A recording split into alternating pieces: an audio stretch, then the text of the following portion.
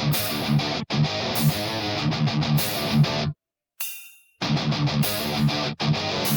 everybody. I hope everything's going well. We are going to take a look at a Savage Model 64 Precision rimfire gun today. It's a 22 long rifle. 64 means it was it come out in 1964. They were competing with Marlin Model 60, which come out in 1960, and Ruger had a 1022. They also come out with a rimfire gun that was in 1964 also, but we're going to open this one up, show you what it's about, say what we think.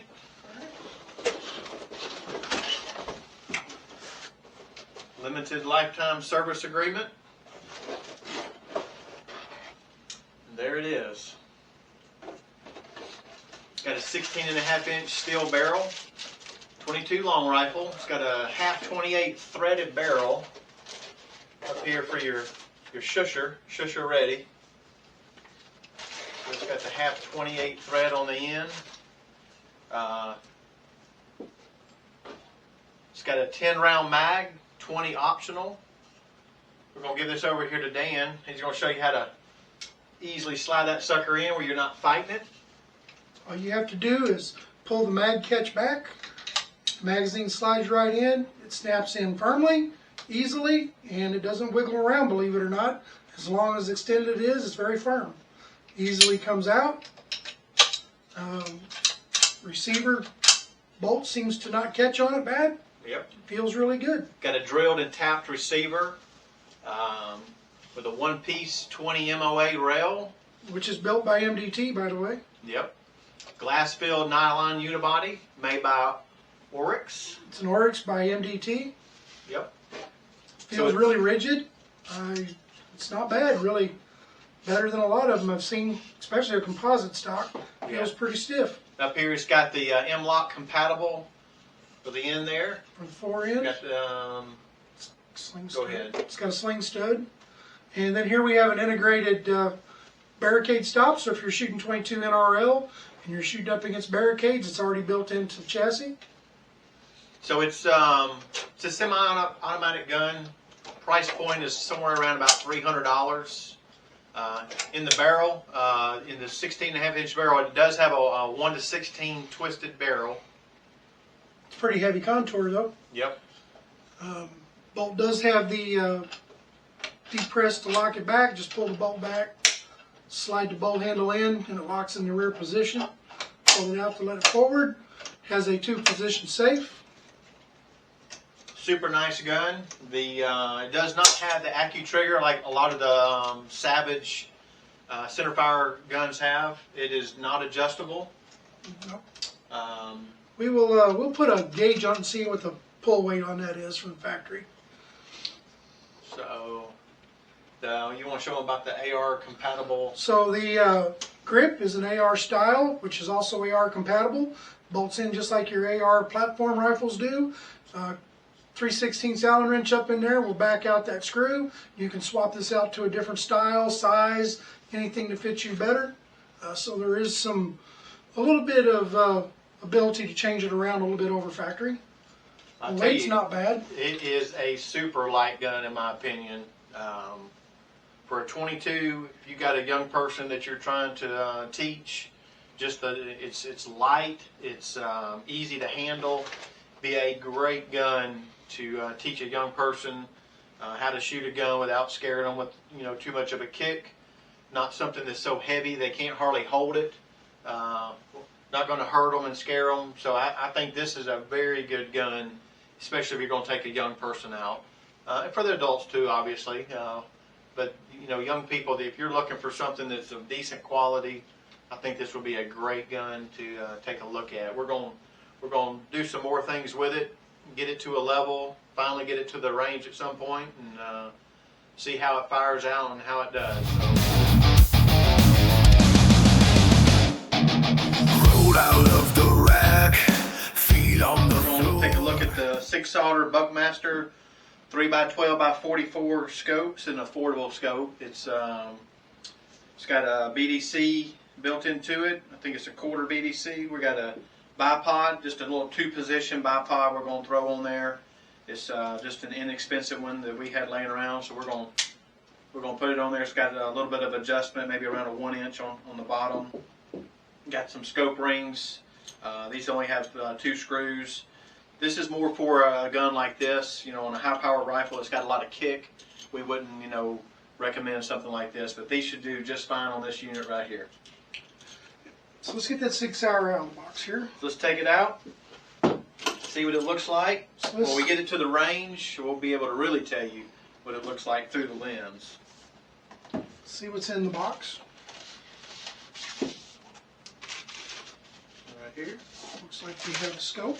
Yeah, we got a scope. We got, looks like it's got a thumb adjustment. It's got a throw on it. Cool. Yep.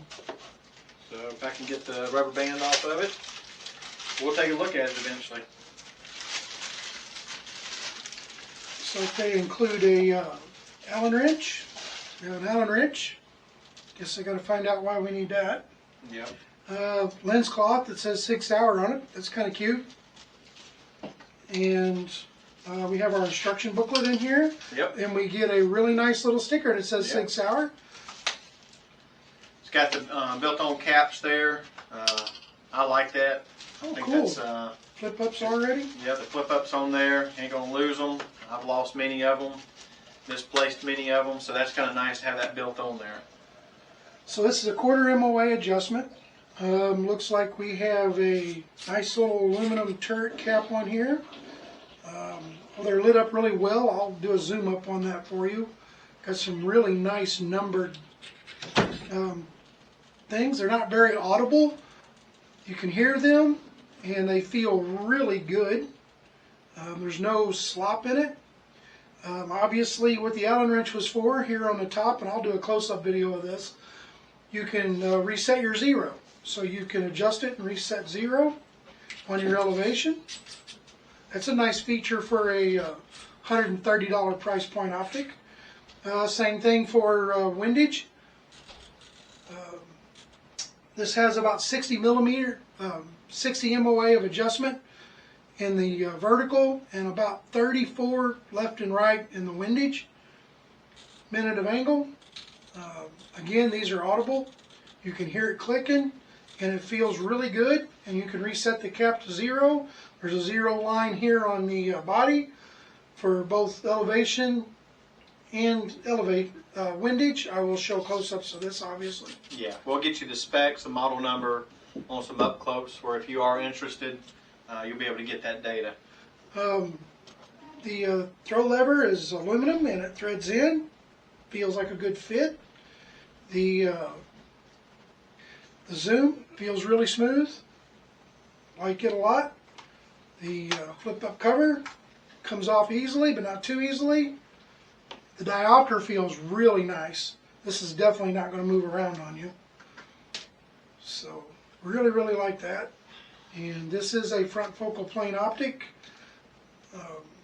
So you don't have any focal plane adjustment in it. It's a pretty heavy duty feeling unit. The finish looks really good on it.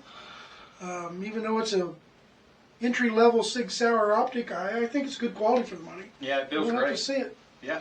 So we're going to get this mounted up on the Savage Model 64 here, and we're going to go through that and show you how we mount a scope, and then we will mount the bipod, and we'll see what it looks like when that's done. Okay, we've set the scope rings on here. They're not tight yet. I set the scope on. Looks like it's going to set about right for me. My length of pull and the eye box will be quick and accessible with a good view through the scope. So this is where we're going to set it up at. So now we're going to go through the setup. So first thing we're going to do is I have a 2-piece kit scope level. I'm going to set this onto the weapon, and I'm going to get it level across the top of the rail. I'm going to take my barrel level, mount it onto the barrel.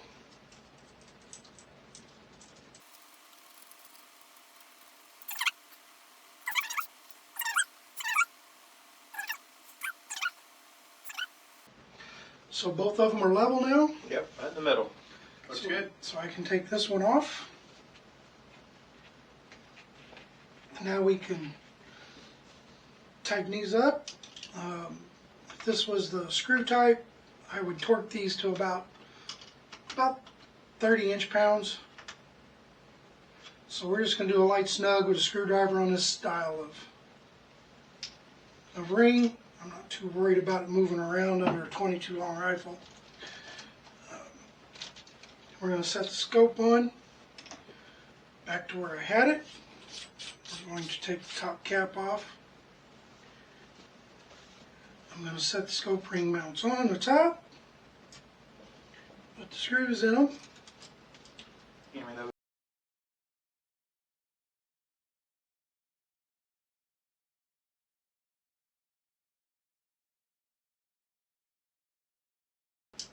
Get them about centered, lightly snugged.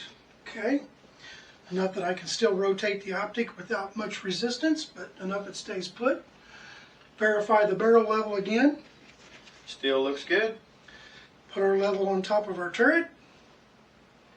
Now we're going to rotate the scope.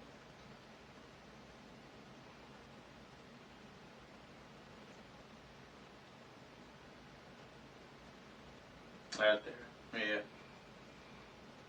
Yeah.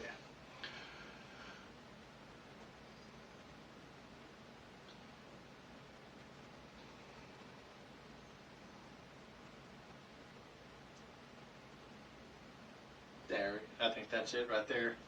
Okay, we got both bubbles back to where they're both level. Setting this on top of the turret. I have a fat wrench, kind of like me, except this one actually does something productive. It stands for firearm torque wrench. I've already preset it to 18 inch-pounds of torque. I will take the correct bit. I will bring it in here to the screw. And I will lightly snug each side, keeping it even.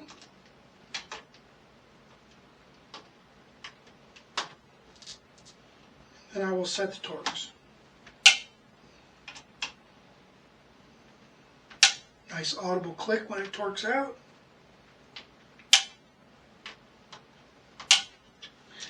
There you go with that. We will now verify our level again.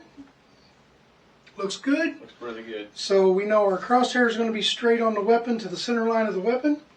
And that's all there is to it, to setting up the scope. Okay, we're going to put this bipod on. This is a sling mount bipod. We have the mounting stud. It has a cross screw in it. We're going to take this apart. And we're going to install this onto the sling mount that's already on the rifle stock.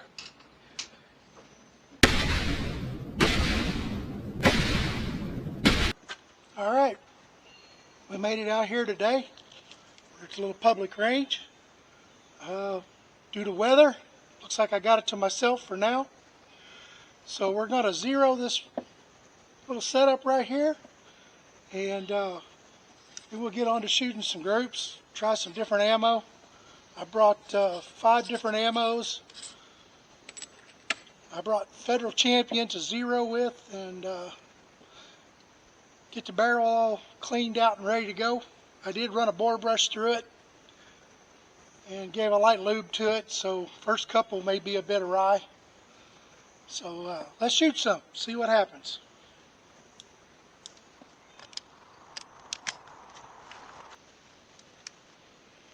That's fine.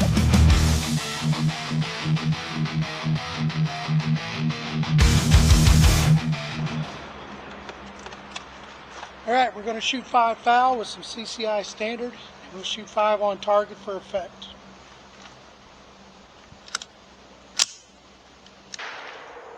Well, first one was low right.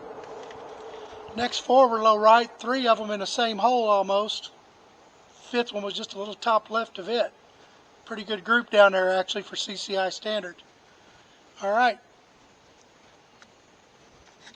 We'll now move on to CCI Greentag.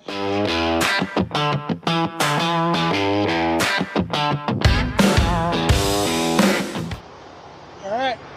Got 10 rounds of CCI Greentag loaded up. I'll shoot 5 foul again, and 5 per effect.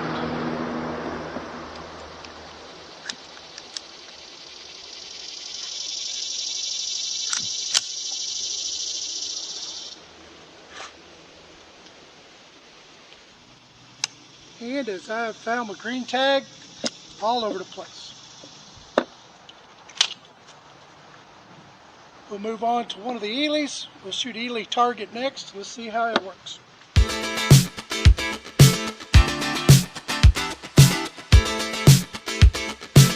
Alright, got 10 rounds of Eley target loaded up. We'll do 5 foul, then we'll go to spot, see how it looks.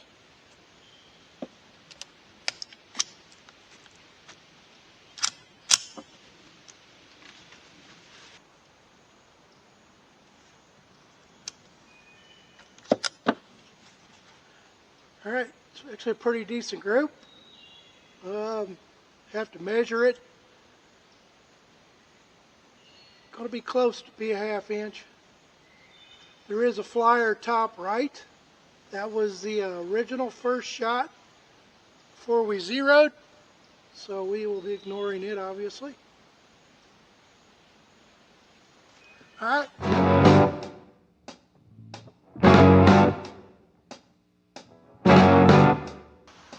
Alright, I have 10 rounds of Eley Force loaded up. Let's do 5 fouls in the middle and then shoot 5 for target. Hopefully this time I can count.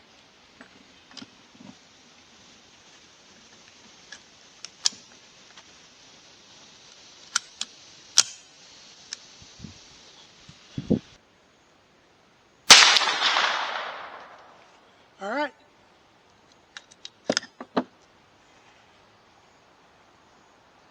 Group was pretty good. 2 touching, 2 close. Kind of stringing high right. Those did shoot much higher, but they should. They're higher velocity. But they shot a pretty good group.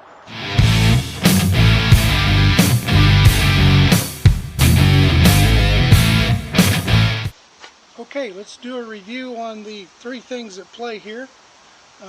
Sig Sauer Buckmaster optic, the Savage 64P Precision, and the little Caldwell Rock Jr. Shooting combo. So I'll start with the Caldwell. It's a nice little bag and stand. It's not as rigid as I'd like it to be, but for something light, easy to carry and take to the range, it functions fine. I think with a lead sled 2 or 3, I might have shot a little better group than I did. We can blame it on this instead of the shooter today. Probably the shooter. So it is what it is for $25 price range. It's a nice little range bag. I have a wasp visiting me. Hopefully he doesn't sting me. The Sig Sauer optic, the little Buckmaster 4x12x40. It zeroed well and quick. It seemed to hold 0 for every group. Sitting on the Warne rings. The Warne rings are basic. 2-hole clamps for rim fire. They're fine. They did this optic well. The 4x12 worked well. The zoom feels good. When you're zooming, the focus stays well when you're zooming by hand. The diopter has lots of good adjustment on it.